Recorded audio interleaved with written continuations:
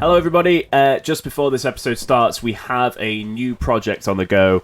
It needs prompts and ideas from you. We're trying to do sketches and little things around it. You'll see the details about it. Alex has spoken about it on our story, and we'll have a post up as well. So if you could just go into our Instagram at Glassline Media, you'll see what it's all about.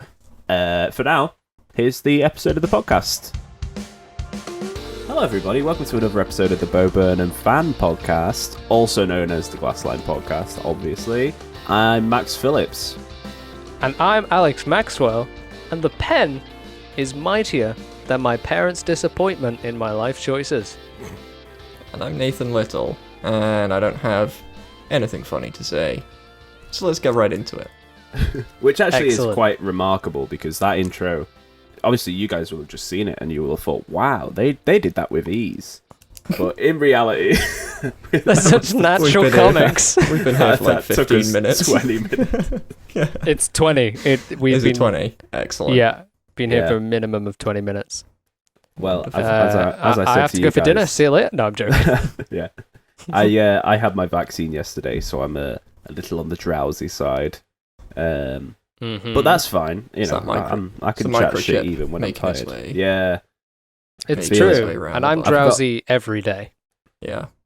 it's true. You are So- for every podcast. But yeah, I am gonna I'm barely I'm gonna sell all of my Macs and get Windows products now. Because Yep. of the Bill Gates thing. Yeah. Oh, yeah. Max Anyway. and I have actually been talking all day through our new microchips. I've been vaccinated as well. Yeah, Did but you we just just left exclude you me? out. Yeah, we yeah. just it was we just it was a didn't call private you. one. Yeah. Yeah, went into like a little side chat Yeah. in our Yeah, our hive mind. We're now the Vaxline podcast. Progcast is what I went to Right. say there. I Which is a think we cooler need to name. fucking swiftly the broadcast. Like just slightly jabbing people. Yeah. Hey, watch our stuff. Prod. Fucking broadcast. Oh, this has gone. I mean, we didn't start on the rails, which is great. It's only fair that we continue that way. Yeah. Should we tell the people who haven't read the title of the video what we're talking about? No, fuck them. Yeah, the people Yep, who haven't read the brilliant. title of the video, fucking fuck off Excellent. and listen to something else. I do think, considering Please don't. we're Stay. like one of the I lower beg you. viewed podcasts on this website, we are awfully aggressive to Yeah. our small audience every week. It's but it's No, like not all Stockholm of them. syndrome. Not Yeah. all of them. Just the idiots who don't read the title. Yeah. Everyone else is cool. I forgive those who are kind of... no one's doing this, but I would forgive it if it's a case that they're just on autoplay, listening to one after the other. And Just- anyone who can listen to more than like an hour and a half of us chatting shit, fucking stay. Fair play. You're Just great. all 20 hours after today, by the way, because we haven't mentioned it. Yeah. But this is episode It'd be 20. more than that as well. This is episode yeah. 19, isn't it? No, No, it's it's episode 20. 20. Excuse me? Yep. Have you Really? just saved it as episode 19? Well, that's what this is going to be recording as. Oh, But I it think it's is, because in we, fact, episode at the 20. time of recording, we haven't put out Yeah. episode 19 because Oh, of that's me. true, because Alex is... Oh, An you idiot. fucking moron. Yeah. Yeah, we can go with that. That's fine. Yeah. Yeah, I went on staycation over the weekend and forgot to upload my footage ahead of going to it. So, And that's not the first time that's happened. no, it's not. So anytime that we don't put this out on a Friday, or more commonly now a Sunday, it's me. Yeah. Even when it's not, if it ever is not me, feel free to assume Oh that yeah, it is. that's the Glassline way. Just blame Alex no matter what the problem is. It's Yeah. true. I do it. So I do it. this week, Anyway, we're talking about the art of screenwriting and writing in general. Why not? But Yes. mostly screenwriting because that's what we all do. But first, we've got a film news for you. So cue the It's true. jingle and the maybe animation. could be finished. Not Could telling be. you. It's not Yeah. gonna be. You'll find out when it goes out. No, you would have said by now if it was finished. Anyway, should we get some? I've got some Cue few stories logo. for you this week. I'll put you. What do you mean cue the logo? I just thought did we the just whole did it. thing. Yeah, we just did the whole thing. Yeah. We'll play the jingle, and then as a fuck you, we'll then play the logo. okay, right, brilliant. Yeah. Excellent. Yeah. So, yeah, film news. first one is the smallest of the few that we've got. Apparently, a Face Off sequel is in the works. Yeah. Has anyone What's seen it Face called? Off? I don't know. Face On. No. I haven't, and I don't really want to. Oh, it's horrible. Yeah, Yeah. horrible film. But Who's it's one of it- those who's that's gonna be got in like it? cult status. It's not got any names attached to it at the minute. It's just being written. But I just think saw it'll be the that same and people? then- I mean, could you imagine? Like, Interestingly, will it Modern be a day sequel Nicolas or a Cage. remake? no, it's a sequel. Okay. They've emphasised this. But modern day Nicolas Cage and Scientology John Travolta in a movie Yeah. together sounds awesome. Right? I mean, it it'll would be definitely be horrible. something. It would be something. Got Marvel news, which is always Oh. exciting. Nathan's favourite. Yeah. They're making a She-Hulk series. Do you guys know about that? No, I didn't know. No. No, I didn't either. Apparently, it's like already an established thing. Because the news is that Jamila Jamil has been cast as the villain in it, and I was like, I didn't even know they were Right. making this. But yeah, they are. Yeah. So it's with, a She-Hulk series. Yeah, like for Disney Plus. Apparently. That seems odd to me that character wouldn't have been introduced kind of in the MCU before kind of having the sort of spin-off. Well, maybe it's a way Yeah. to work it in. Yeah. That makes sense. But it's got That'd be pretty cool. Tatiana Maslany, however you say her name, from Orphan Black. She's playing the Okay. lead. The She-Hulk. She is. She's Bruce Banner's cousin that gets a blood transfusion, and that's how she becomes She-Hulk, which is like the lamest origin story ever, isn't it? That sucks. Yeah, Yeah. That really sucks. really lame. What's her name? What's the character's name? I She. don't know. She, yeah. I don't know. Just like obviously it's a very classic Marvel thing. The same letters for the first name and last name. Yeah, true. She-Hulk name. Probably He's googling it. Oh like Brian E. Oh. Banner. no, Jennifer Walters.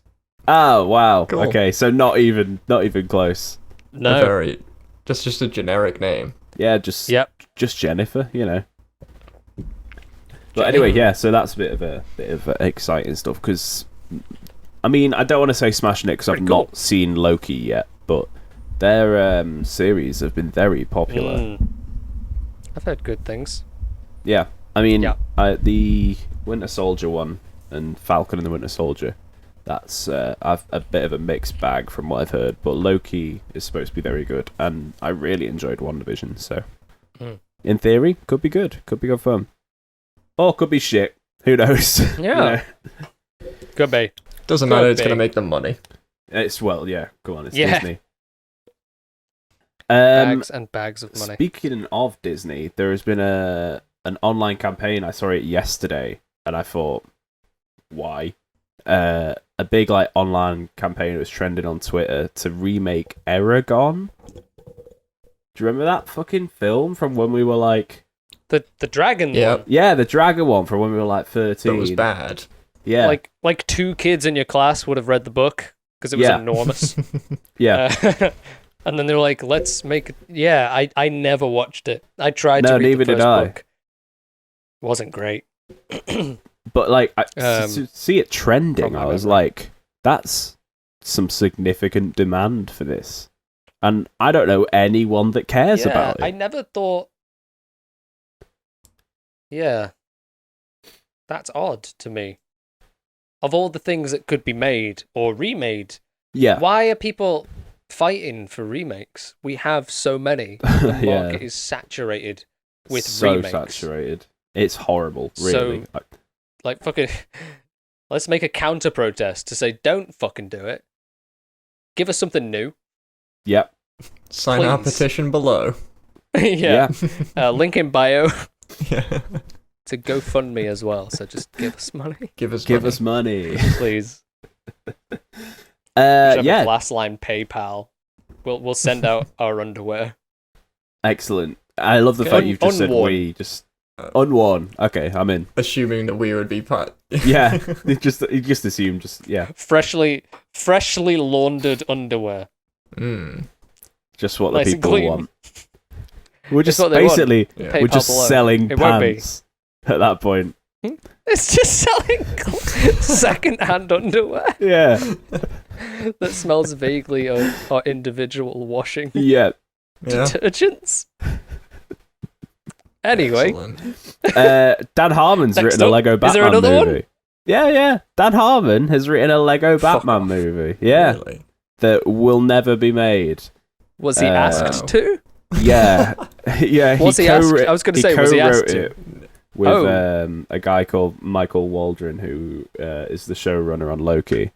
And I think they wrote it for Warner Brothers, and it's just the Lego property has just changed over hands to Universal. So this potential movie that was like finished script written by Dan Harmon, Lego Batman, is probably never going to get made. It makes me sad. I would have loved to see what he would do with that. Because they were sort of like the surprise I good would be movies. I mean, curious. the Batman one was okay, but the first Lego movie was great. Did you see that thing last week? Maybe last week, maybe the week before. It was going around on Twitter because Leonardo DiCaprio is in that new Scorsese movie, and it was like Leonardo DiCaprio looks unrecognizable in new role, and it's just a picture of him sat next to a woman looking vaguely skinny, and it's just like, unless it's the lady on the left, I think I know which one's Leonardo DiCaprio. Yeah. But that's apparently a western. That's what we've been told. A Scorsese's Scorsese making western. a western. Yeah, That's interesting. yeah. $200 million it's costing. Wow. Jesus. Yeah. Also, Already, for and the they've for not the even video finished. watchers, I have to interrupt there. I just forgot that although we're not on our webcams, my camera is on and recording me. But I've just been like mouthing to Hannah through the door, who's just come up like, "Dinner's ready." It's like, I'm not finished. I should almost be finished from when I came up. But this for those of you watching this seamless episode of the Glassline podcast, we can assure you this has been full of technical Well, difficulties. to Yeah. have a nice segue into what we're going to talk about, that is the importance of structure. Yes. Yes, excellent work. There we go. Yeah. I did it. Look at that. Segues are weird. Yeah.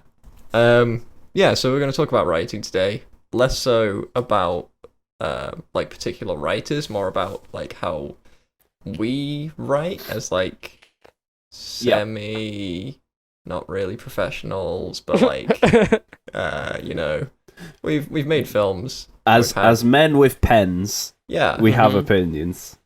But we Yeah. are writers. We've all written stuff. Yeah. So Yeah.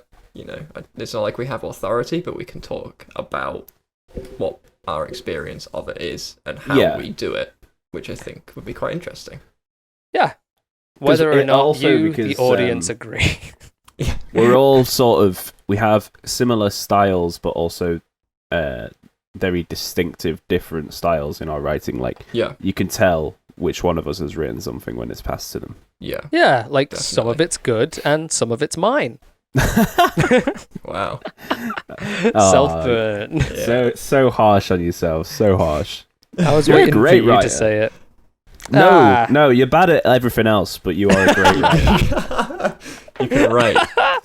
You can That's write, it. but you. The end. Yeah. Yeah. Oh dear. Wow. I'll take it. Thanks.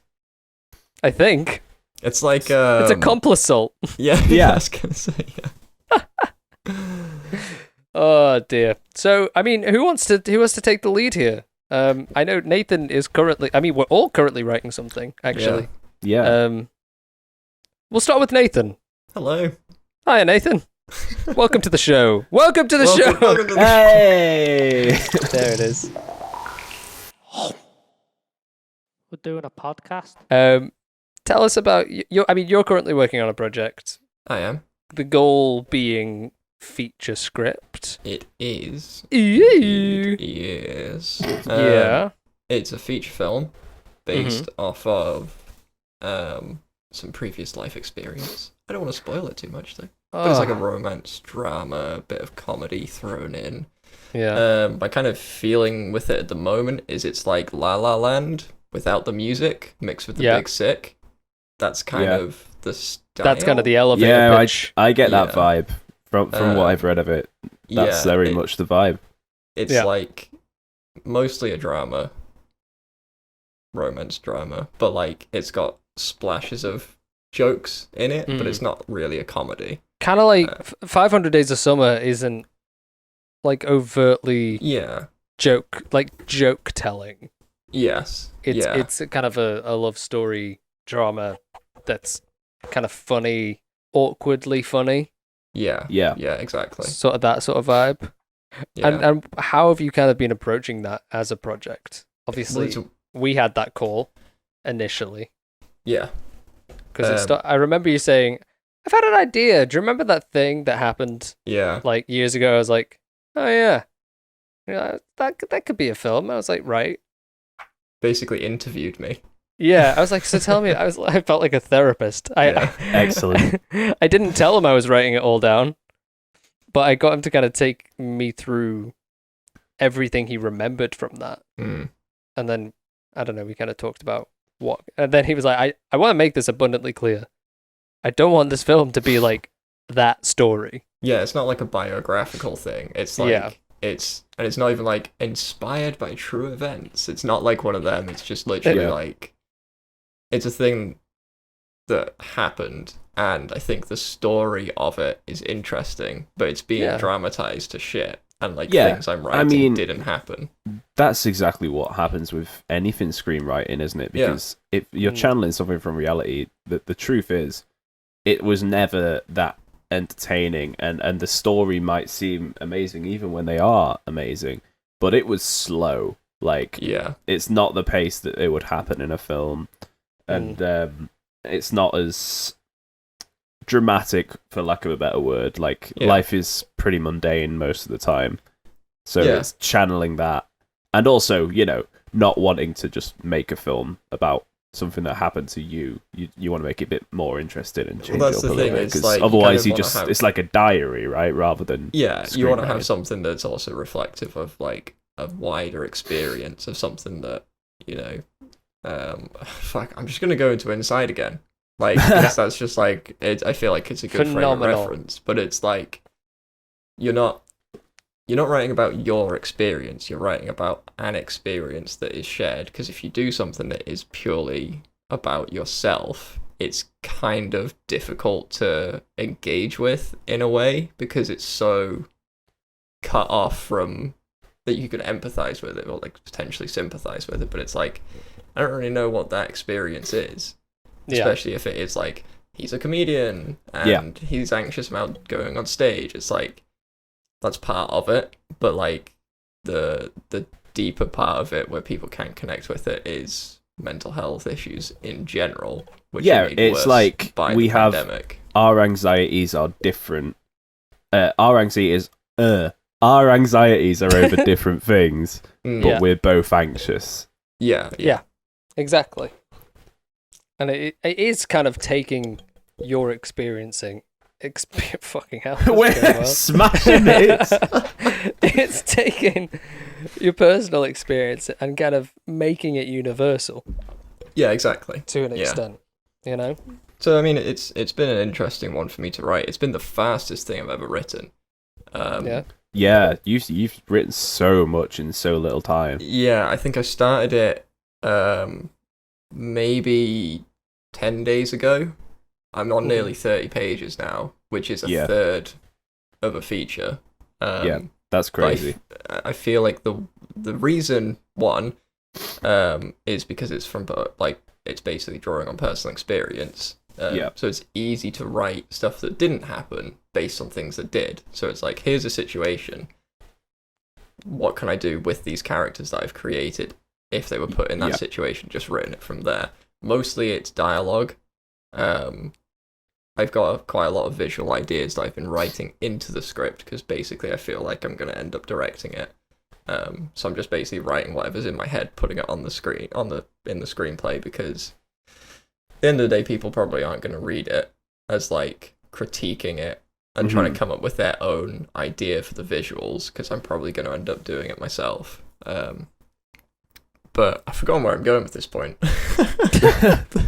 That's fun. I mean, conveniently, that is exactly how I write. I just write and write and write and write, and then I go, where am I going with this?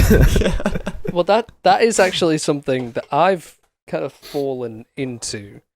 Because obviously, I mean, I say I'm writing something at the moment.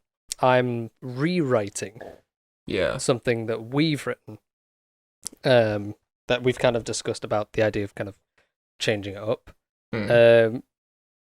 Completely different to what Nathan's currently working on. It's kind of I mean, in a sense, it's like it's a drama comedy, or that's what it's kind of become. Again, not to give too much away, kind of elevator pitch: 3 guys accidentally become drug dealers. Yeah, and that was the premise. Originally, we had planned to go mockumentary style. Yeah, we've been throwing that idea about for a couple of years now. Yeah, it's been in the works for a long time. We've like written it, then come back to it, hated it, rewritten it, left it, come back to it again, and being like, that is bad. Yep. And I think part of it was, obviously, there's a lot of amazing mockumentaries out there, but then it was done to death, and it also becomes a bit of a crutch. Yeah. And so we've completely scrapped that idea of the mockumentary style, which in turn has kind of changed that style. But I had in my head, from what we'd written, where I wanted it to start and where I wanted it to end for like a pilot episode.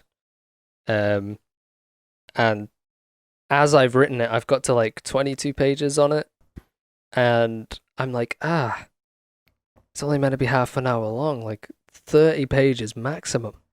Yeah. I can't get to there from what because like you say, Max, I've kind of written. So I do normally plan what I'm going to write. I think up what the whole story is going to be. Yeah. I kind of split it up into kind of chunks, like maybe, let's say it was a 3-act structure. I'd kind of go, okay, this happens in Act 1, then 2 and 3. Yeah. I haven't really done it this time. I kind of familiarized myself with what I wanted the characters to be, what their goals were, from conversations we've had, and with that I was like, okay, let's get from point A to point B, and see how it unfolds kind of naturally. Yeah. But because of that, things have happened within the script that I didn't plan to write. And so I have 8 pages to work with theoretically. And it's not going to get to where I thought it would be, which is it's a challenge, because I was like, okay, this is where it has to be here. This is where it is ending, but it can't end there. It just can't. I'm like, fuck, maybe that has to be the end of episode 2. And then we'll get to episode 2 and it'll be like, shit.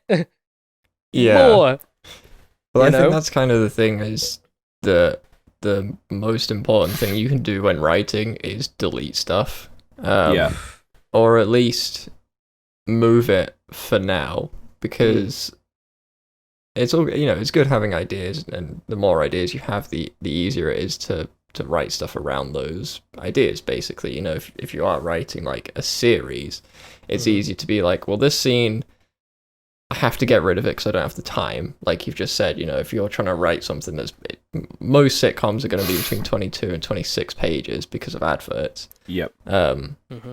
So something that is going to be that if you're creeping up to that like 24, 25, 26 pages and you're like, well, I haven't concluded the story, then there's something somewhere that has to either be completely gotten rid of and you forget about it, or you go, okay, well, I can take that idea and put it somewhere else, but it can't be in this current one.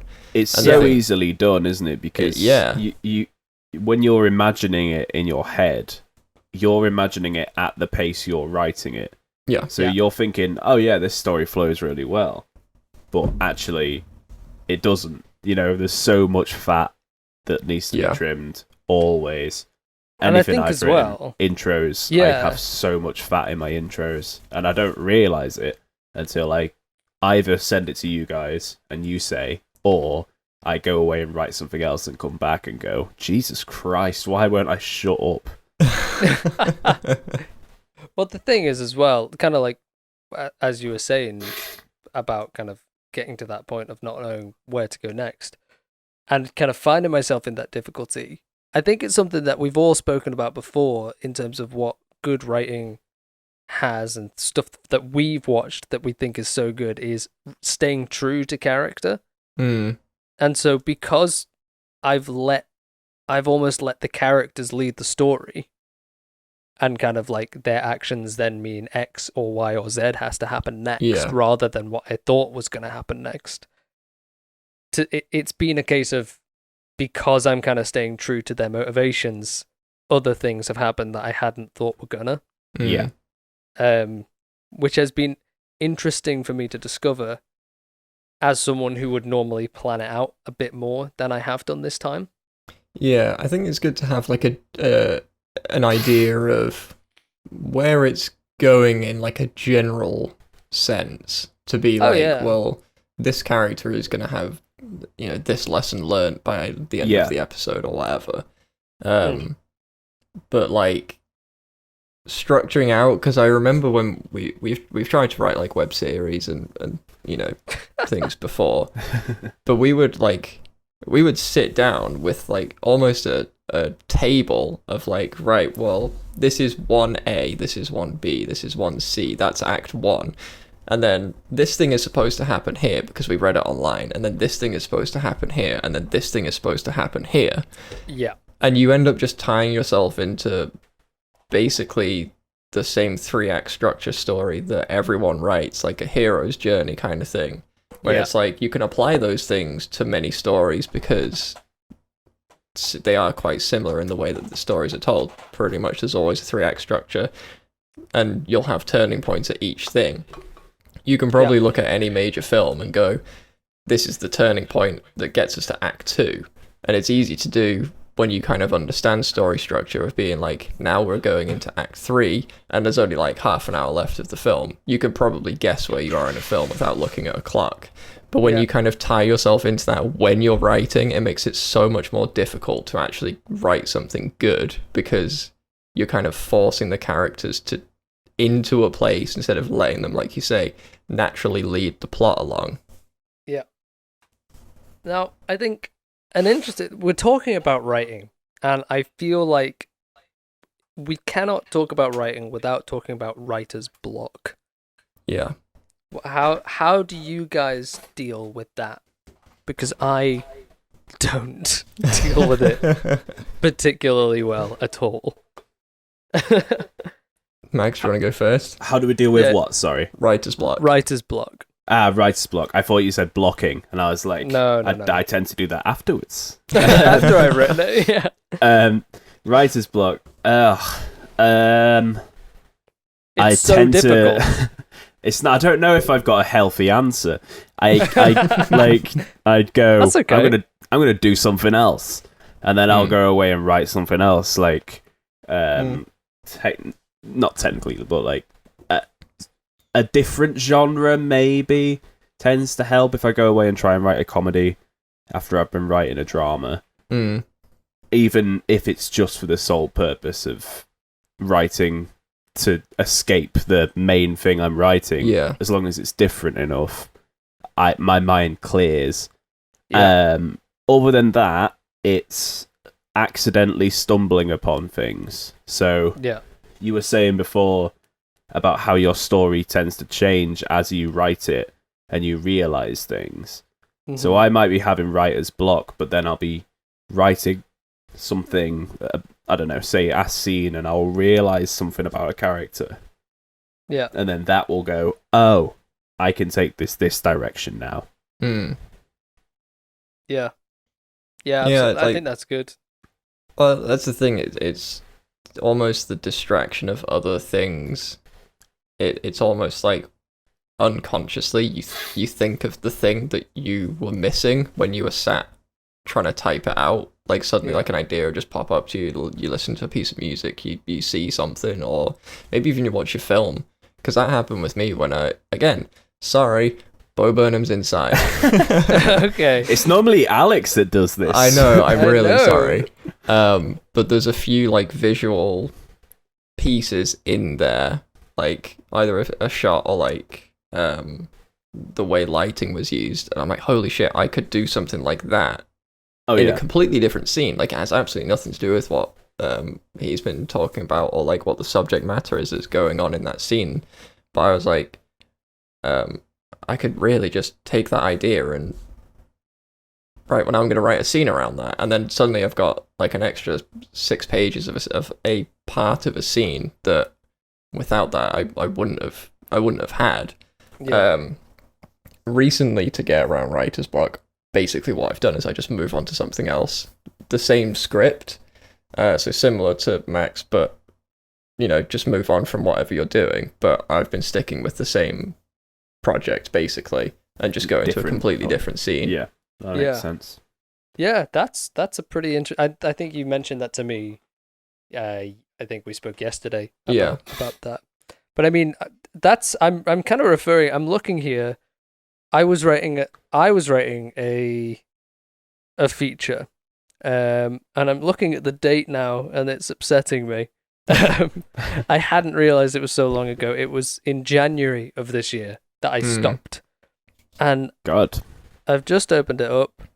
It was called Rickshaw, and I got to 43 pages, and I Yeah. didn't even realize I'd gotten that far into it. And I remember at the time, I was writing maybe 5 pages a day. Bear in mind, I was working full time, so it was like, was it lockdown? I can't January. remember. Yeah, probably. Well done. But either way, I was doing other things, and of an evening, I would sit down, and I was writing on average about 5 pages a night. Yeah. And I calculated it in my head. I was like, okay, like rough. I want it to be. I think this will run between like 90 to 110 pages, give or take. Mhm. And I was like, I could have this done in like 4-6 weeks, and I'll have finished my first feature film, because I kind of knew the shape of the whole story. And I just remember doing that for like over a week, and then getting stuck, Yep. and I haven't touched it since the 29th of January. But Do then, you know? Wow. And, but then one day you'll just pick it up, and you'll finish yeah, it. yeah, Well, do you want to know the funny thing about the same as you guys, the same as probably a lot of people, do you have so many unfinished projects, and then you'll like click onto them and like start reading and be like, yeah, I hate this. Yeah. I never want to Yeah. see this again. And even if you like the idea, you're like, well, I have to start from the beginning because I'm not going to use this trash. Like, yeah, that's probably the hardest bit, I think, about writing. Not writer's block, but like almost the long term of not seeing a project. And it's like, yeah, I feel like I've developed now because I've written other things, and now this is a piece of shit, and I want to start again. And it's like, Yeah. I feel like that's the reason that Yeah. short films have appealed to me more, because it's like, I don't have the time to like, I'm not going to write like 2 pages then come back to it in 6 months, because like yeah, you just write 10 pages in a couple of weeks, and then you've got a finished project, and then it's Yeah. like, right, well, now I can rewrite it because it's a full thing. yeah. I get that. I I get think that, and another, I think you're right. Another thing I do for writer's block that I've just thought of is I'll either listen to music or watch a film that's a similar style, because anything that I'm writing is spurred on by emotions that I'm having at the time. Yeah. So if I'm feeling sad, I'll be more likely to write a sad thing, you know? Yeah.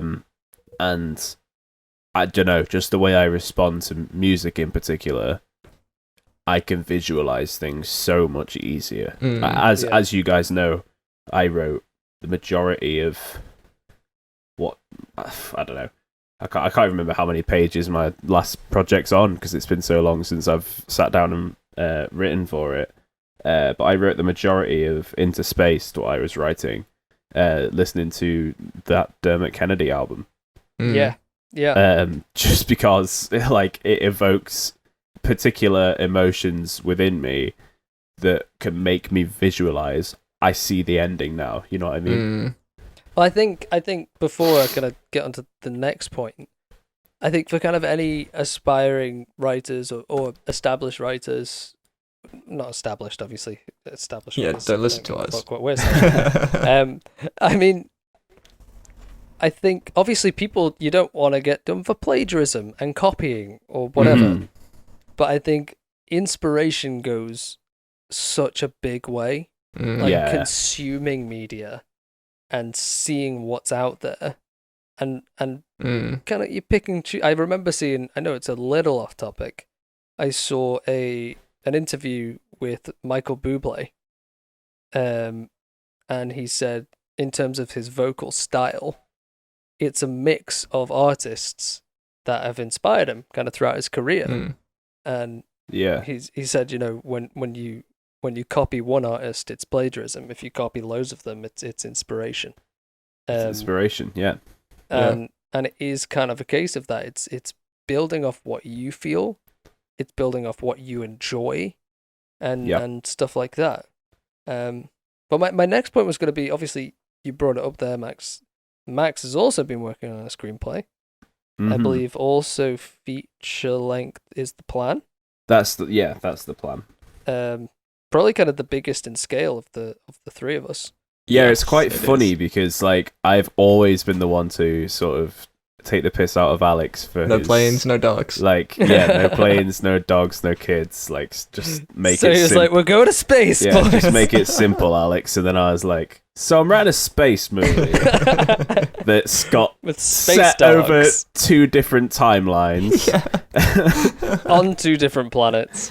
Yeah. Not to give too much away. Yeah. In fact, 3 timelines if you include flashback scenes.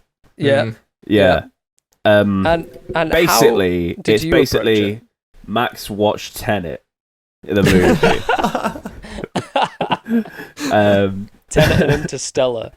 Yeah. Sorry, what was your question? It was just basically how did you approach it, and how are you approaching it? You know, obviously, kind of coming out of lockdown, we've all, again, it's been tricky because slowly coming out of lockdown, and people working more and having spent much time without much money and having to try and make as much as possible. We've all been very busy. Yeah. But kind of how did you originally approach it? How have things changed? How have you tackled kind of similar to Nathan stuff in like a that? way of just like it came from a point of write what you know, even though, you know, I've not been, to space. Yeah. It was that feeling of it's 2 lovers that are separated by, you know, space, like they're on 2 different planets is the basic elevator pitch of it, I guess. Yeah. And that just came from, you know, dating in lockdown and missing people and that It's sort of essentially- feeling that I was having at the time that It's I like was long like distance. yeah. Yeah, and I was like, I don't know if I want to write about that. But if it was in space. Well, I mean, that's kind of the thing. It's like you don't have to write literally. Like the experiences you have, it is always best, I would say, to write from personal experience, just because it's easier. But that doesn't mean that you have to write what you experienced. It's just, it could be metaphorical like that. You haven't been to space, you haven't had a relationship in space, but it's that, you know, it's the long distance, basically, being in 2 locations, trying to make something happen, make something Yeah. work. You know, Well, it's interesting because, like you said, it kind of came from that concept of dating in lockdown. Yeah. And dating in lockdown, the other person might as well have been on another fucking planet. Mm, And, Yeah. Whereas in the film, they might take several years to reply to your message because they're busy building a planet space up. stuff. Yeah. It's like the real life situation was they've taken an hour to reply because they're baking banana bread. You know? Yeah. Yeah. I mean, And it's yeah. kind of traumatizing that Mm. and making it. Well, you- because it's You almost exaggerate it so everyone can feel it. yeah, because as you say, I mean, that is like it was a jokey way of putting it, but like when you're sat doing nothing for ages, you're waiting on a reply at times. Mm. And when it takes an hour to come, it feels like forever. So it's Mhm. like, how can I translate that into a film scenario that's not set in lockdown? But why would somebody be pining at their phone? Oh, well, they've not seen them in a year. Mm. Mm-hmm. And that was just deeply interesting to me. Like, the reason I like Chris Nolan's films is they're essentially emotional dramas at the core of a massive blockbuster. Whereas I'd sort of I try and make it a bit more intimate. Like, yeah, one of them is in space, but like the intro is an entire like scene of an argument at a family dinner table. You know what I mean? Mm. Like, it's not space is sort of more of a plot device than anything else. It's Yeah. just Yeah. it's just so you can explain away why they're so far away. And But- the story is the characters.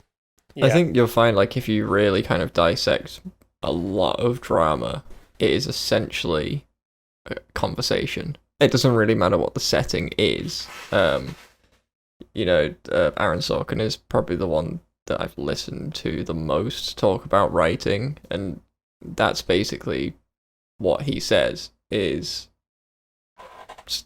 scripts are people talking. Yeah. You don't really have, like, obviously, it'd be set in space. It could be set literally anywhere. But at the core of it, it's people talking. Yeah. And a lot of the time it's, people talking about their feelings or not talking about their feelings. But, like, that's, like, the subtext of it. Like, people don't say what they actually think. People, I think that's one of the things that's almost a downfall of some amateur writers. I feel like is definitely something that I kept falling into when I started writing stuff, was just like, people don't actually talk the way you think that they do. No one actually says, some like big ridiculous thing. Maybe because you've seen it in a film before, but maybe there's lead up to that, or maybe it's just a shitty piece of dialogue. But it's like, no one ever says exactly the thing that they're thinking. There's always like some kind of thing that's masking it, or there's something that they're not quite letting on. Maybe they don't trust the other person, maybe they have their own kind of character flaw that kind of stops them from actually saying what they want to say. And I think that's where a lot of the conflict of dialogue comes from in story. It's not so much as like people having an argument. It could be internal conflict of someone like, how do I say the thing that I want to say right now? And it can take 5 minutes on screen for them to get to that point, because that's the kind of thing that I'm writing at the moment. It's a lot of internal stuff that's like, I want to say this thing, but how's this other person going to react? And they're trying to like slowly break that down and being like, right, they were comfortable with that. How do I get to the next thing? I want to say this. And it's almost like an anxiety thing. It's like, I'm trying to say this thing. How do I get to that point? And it's almost like you can see the cogs turning. That's kind of what I want to do in what I'm writing anyway. Yeah. That's funny because I remember kind of having made Isle, Nick taking relentlessly taking the piss out of me. Because he was like, so, first short film? I was like, yeah. First like kind of proper, kind of a bigger scale short film. Yeah. He's like, you've fallen into the first film trap. And I was like, what's that? He said, there's fucking no dialogue, mate. There's nothing. Yeah. You've written it with one person who says, fuck all. Mm. Yeah. I think he had 3 lines and I cut 2 of them. Yeah. Yeah. And a monologue. He has a monologue. The classic monologue. Mm. Spoken to a Fuck dog. me. Yeah. I used to And it's write something you don't monologues even realise so that. much. Oh, you gotta love a monologue. I think my Yeah. second year film was all monologue, all of Yeah. it. Over the top of a film, but it was all narrated by him monologuing. Yeah. And again, just about like something like grief or whatever, like I happened to be going through. It was always, any emotion was always channeled into anything I've written, even from the start. But it was interesting hearing you talk about dialogue, Nathan, because the thing that I sort of struggle with at the minute, because I'm such a like emotionally driven writer, is trying not to write a fucking John Green novel every time. Because I grew up reading, well, not grew up, but like, you know, my formative teenage years, I read all of John Green's novels and was a Tumblr era kid before, like, you know, when Tumblr was what it was when we were 16, not what it is now. Yeah. But, Yeah. It was like a mixture of poetry and prose. yeah. know? And like, people don't talk like that. Yeah. No. And I go back and I sent it to Alex, or the group chat, I can't remember, but definitely Alex. A few weeks back, I found an old script of mine, and a character was called Orson Ezra Grey, and I was like, Wow. "Fuck me!" That's the most lame That is so good. John Green Fault in Our Stars name I've ever heard in my entire life. Oh, that I remember you sending me that. I was pissing myself. That's And so the first funny. line is something like, "I'm Orson Ezra Grey, and I'm not like other guys." Oh, it makes You're me probably sick to wondering my how I stomach. got here. Yeah. Yeah. Again, Wow. a monologue again. Yeah. If we could find that and just read it out sometime. I so could, happy to do however, that. I'm fairly sure it's just one long like suicide note, so I don't think it's that fun. Maybe maybe that wouldn't make for funny No. podcasting. No, it I would. don't think so. It's No. really, apart from that first bit where it's really lame. After that, it's like, and I want to die. Okay. Come on now, Orson. I think Come on now. probably Come on now. a good bit of advice. I can't remember where I heard it from, but it definitely stuck with me. Was when you're stuck with the next line of dialogue, because you have the problem that I was saying. It's like, people don't talk like this. What does this person want to say, and what are they actually going to say? Yeah. Just write what you want them to say, and then later on switch it out. Yeah. So if they're saying like, I don't know, whatever drama romance thing where they're like, "I think I'm falling in love with you," you could just be like, "Okay, I'll write that," and then I'll write their reaction, whatever. But you could Yeah. write something like, "I really wish you'd stay around more," or something like that, where it's like, it's hinting at the thing that they're thinking, Mm-hmm. but they don't want to say it because, one, it makes for good conflict, because that's essentially what all story is at the end of the day. But because people aren't going to say the exact thing that they're thinking in real life and in film, you just write it down, come back to it later, and Yeah, then that's you a good can idea. you I can like carry that. on with the rest of the story. Kind of write without- the overt Yeah, they're make it thinking. ridiculous and then substitute it with something that needs a little with a bit more subtext. Yeah. Yeah. I like That's that because cool. I I do just like fall that. into the trap of going, okay, they wouldn't talk like this, so I Yeah. write it in like my accent, in my kind of slang, Yeah.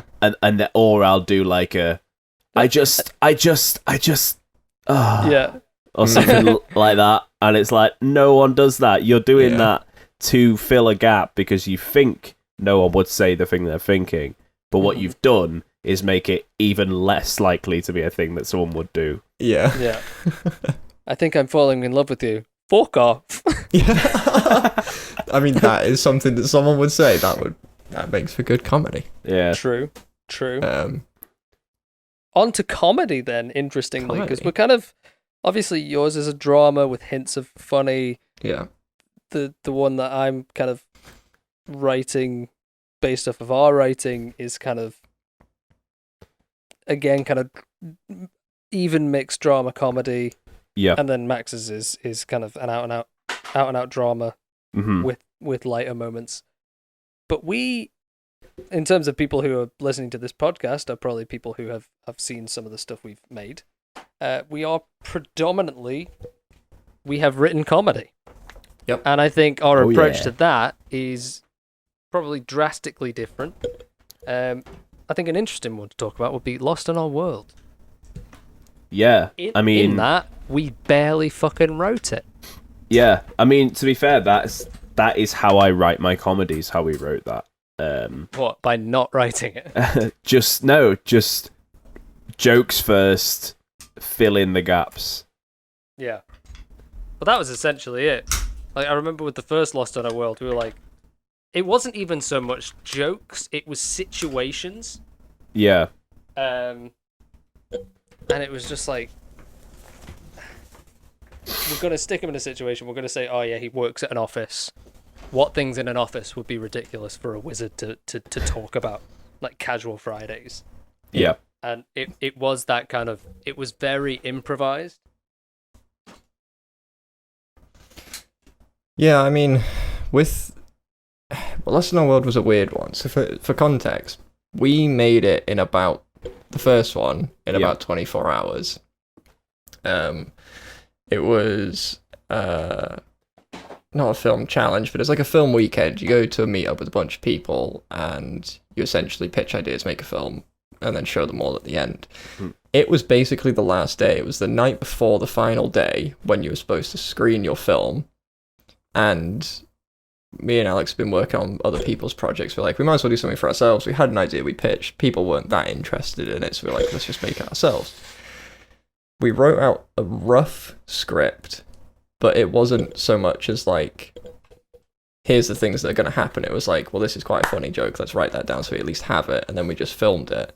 And it was a lot of improvisation, which was just like, here's a funny thing that could happen. Let's go and do it. Edit it together.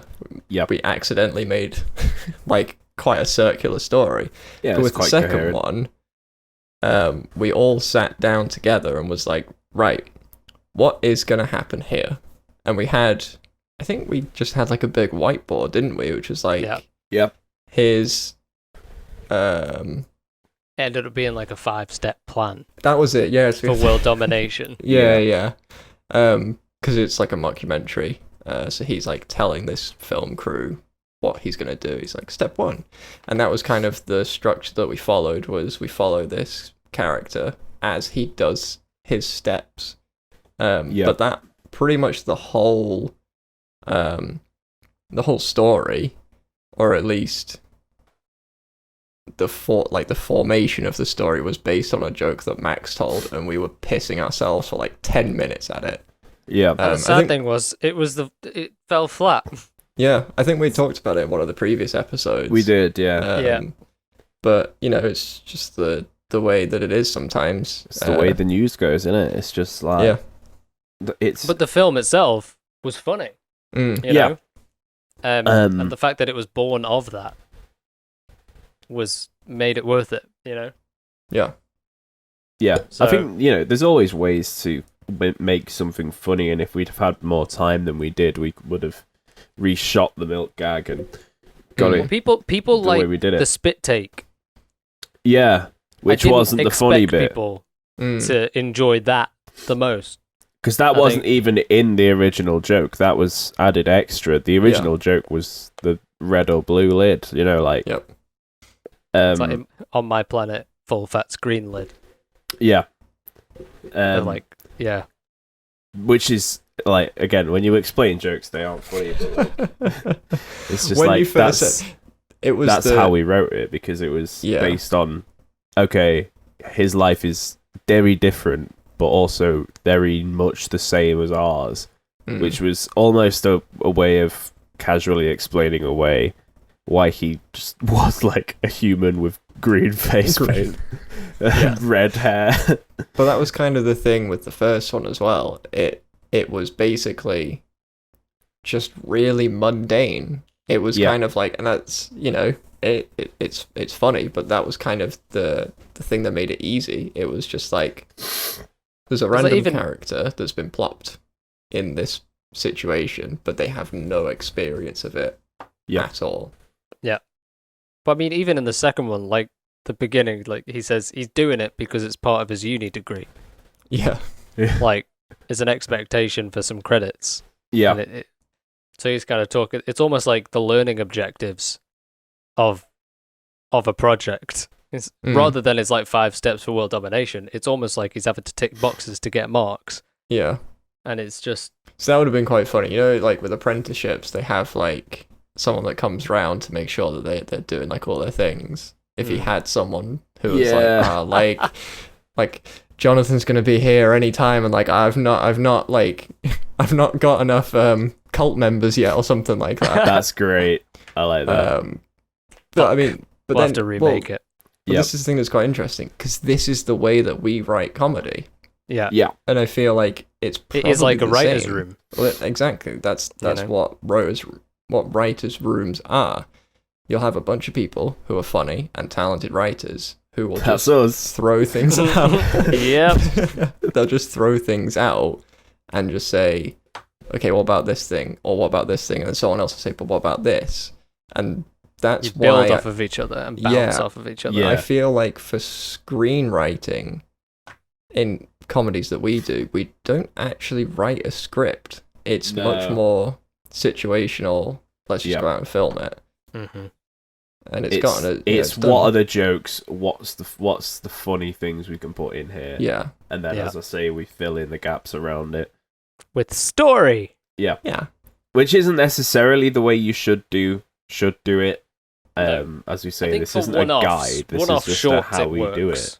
Yeah. If you're doing like a short film, I think for structured like series sitcoms, it's something that you do have to kind of have the structure, but like the jokes are the thing that writes the story at the end of the day. Yeah. And there aren't many things you can do that are as fun as a comedy writer's room. I mean, obviously when you've been doing it for hours, any writer's room is like boring and stressful and long, but when you are in the flow of just like jokes coming out and like just stood around a whiteboard and writing shit down. Writing the stupidest shit trying that you come to up with and whilst you're pissing your pants. That's it's the best. It makes writing so much more fun, because like I say, writing for me is such an intimate thing normally, because I'll like sit and listen to some fucking piano music and type away in the dark, and then not sad. And then comedy is like the polar opposite. I'm like stood up like, hit me. Yeah. Well, that's kind of the interesting thing. Like I'd like to hear about how you write as well, Alex, because I'm kind of the same. When I'm doing something that's a bit more serious, I kind of have to get in the headspace of it. I can't it won't just be like, oh, I've got some time now, I'll just write quickly for like half an hour. I have to be like, okay, I've got a solid like 3 or 4 hours spare now. I need to take like 20 minutes tops to like get into the mindset. Like I listen to some music and like start reading back what I've already written. Just really have to get into it. But like Max said with comedy, I want to be with as many people. Like I don't feel like I write comedy very well by myself. I was just wondering if, how you get into it. I mean, I prefer to write comedy with people, in particular, you two. Yeah. I mean, you don't want to be like, I can do it myself. I like to think that keeping it character driven, I still feel is the key thing. Like you decide who the characters are and you put them in the situations where their true reaction would be humorous.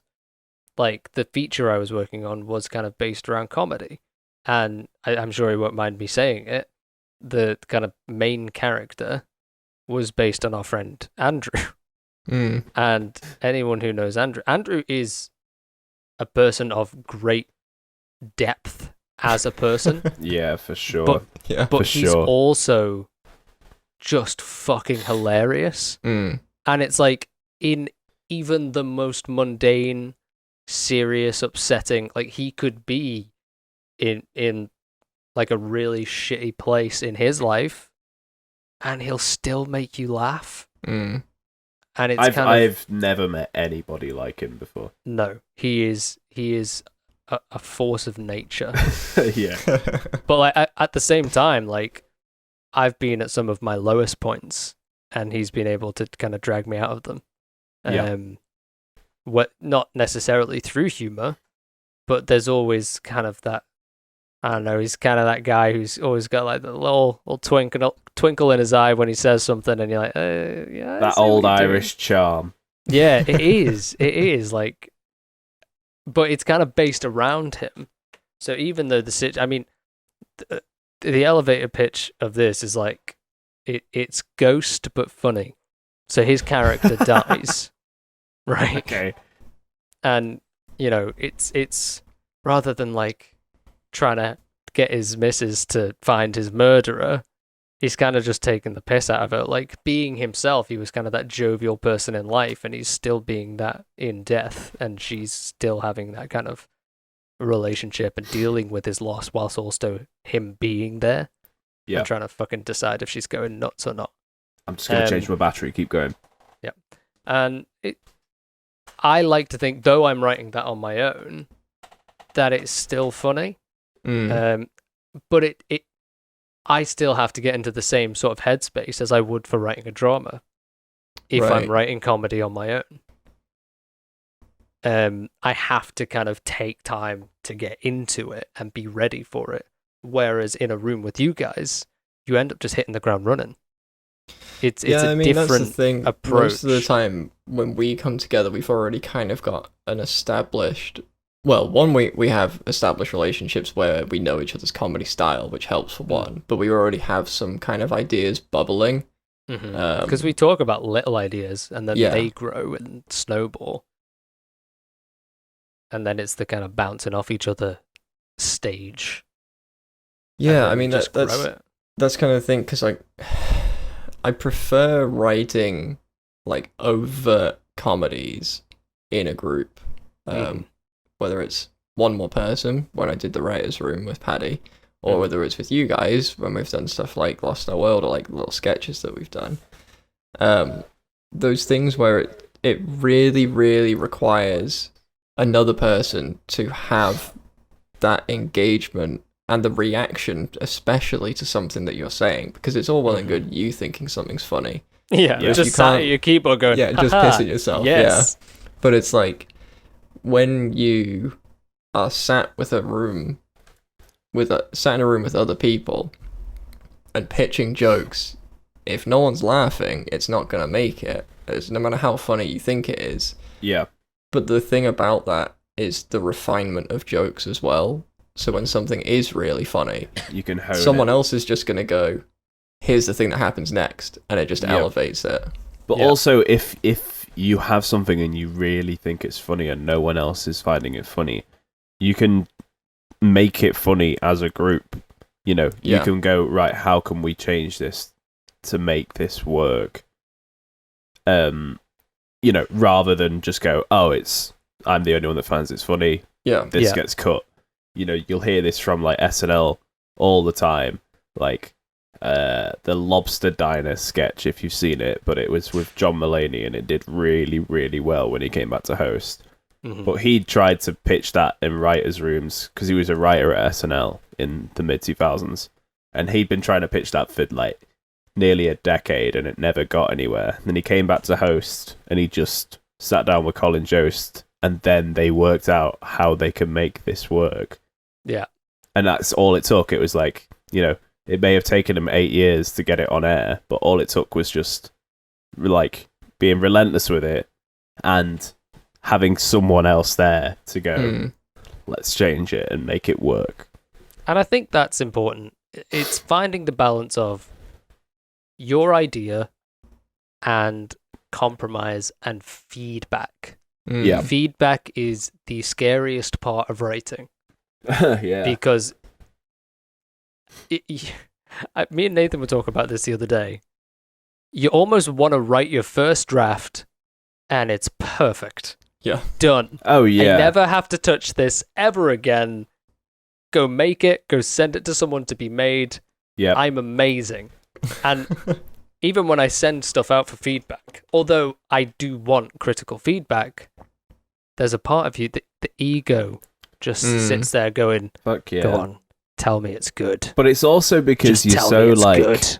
you're so like emotionally vulnerable, right? When you Oh, show yeah. someone you're writing, that you want them to go, I get it so much. This is perfect, because Yeah.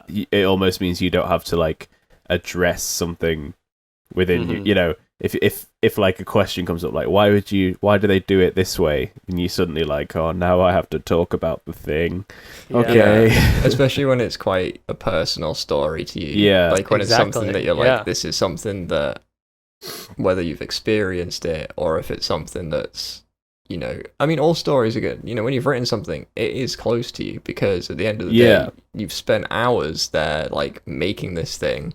So to have someone criticize it, it's difficult to put aside your attachment to it Yeah. and be like, okay, for the sake of story, I do have to change this thing. It is difficult to do that. Yeah. But it's also it's the scariest bit, but it's the most important bit.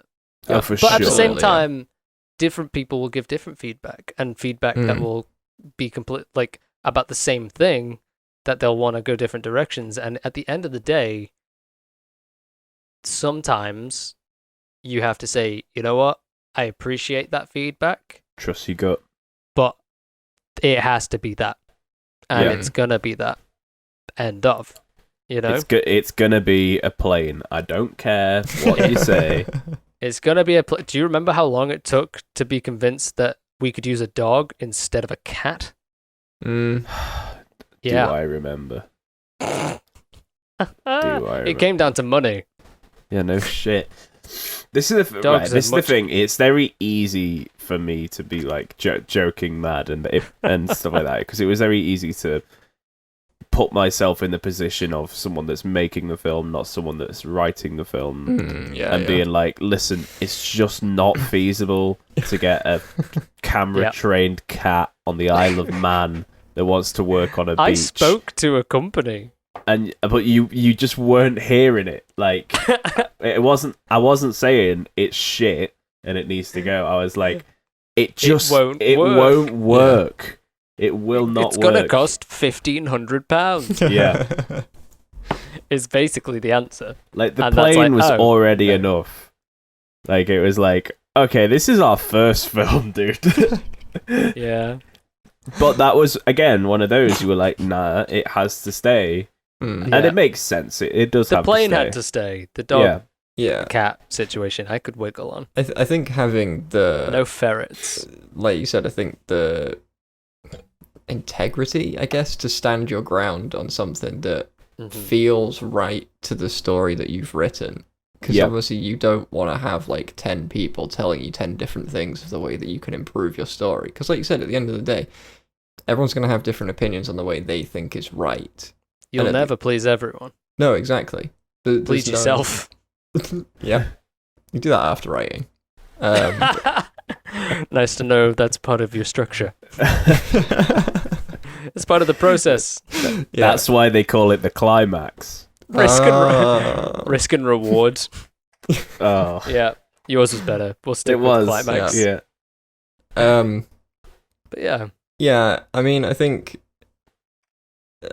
not that anyone is probably going to take advice from us, but like the most important thing that I've learned, again, going back to like the conflict stuff, it's something I learned from Aaron Sorkin, is intention and obstacle. What's the intention of the character, and what is the thing that's stopping them from getting that Yeah. thing? It's the same as like Dan Harmon's story circle. It's like someone wants something, they go and get it, but they have some kind of difficulty that they have to overcome. But it's doing it in a way that's like in a single piece of dialogue to the whole scene to the whole film. So it's, what does this person want in this moment? What do they want from this conversation? And then what do they want overall? And then it's kind of keeping that as the conflict that keeps the plot going, basically. That's what creates interesting story. Yeah, conflict is key, always. Yeah. It is. It's a simple thing. And anyone notices it. It's not like you have to be a writer or a film fan. Anyone knows. It's like, hey, all films are kind of the same. And it's like, yeah, because it's just like the classic tried and tested. Because if they don't follow that structure, they go into this sort of territory of art house type situations. And it's, I mean, it's, I don't want to be a bit reductive, but it's almost just not a story. And at the end of the day, filmmaking is about a story, and any good, interesting story needs to have conflict. It just does. Yep. Yeah. So, I mean, I think we've covered a lot. So, we have covered many elements of writing. If you've made it this far, thank you. I think it's a good little... This was a good podcast to... I mean... We're putting this out at the end of the podcast, so it really is only to the people who are still here. But we're starting a new little project, and this kind of writing podcast has been a good way to segue into it seamlessly, I might add. Yeah. I didn't see it coming, but I should have. Yeah. But so we are starting a new project where we are asking you guys for your story prompts, story suggestions. Now, that doesn't mean that you need to give us an entire plot. Just give us a situation. Think like Mad Libs. Yeah. Situation. We're not going, hey, write us a film. Yeah, write us a film. And we just want little parts of a story. We're then going to go away. We're going to write it, maybe like 5 pages each, based on your suggestions. We're going to come back here. Well, I say here, it's going to be a separate thing to the podcast. We're still going to be doing the podcast. It's going to be slightly separate. Sorry to the audio listeners, but if you'd like to make your way over to YouTube, this will be a more visual project.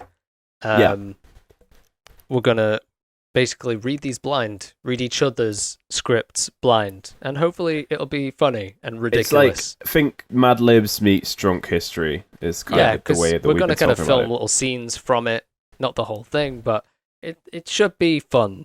If you're following us on Instagram, at Glassline Media, you'll have seen that we've been asking for this already, kind of in preparation. Keep them coming. Pardon? Keep them coming. Keep them coming. Yeah, we've had a number of good suggestions, some genuinely ridiculous suggestions. Thank you, Jack, for some of yours. I actually want to write some of them. And I get messages from my friends like, "Hey, who's running the Glassline Instagram account right now?" And I'm like, "It's me. You can write something stupid if you want to."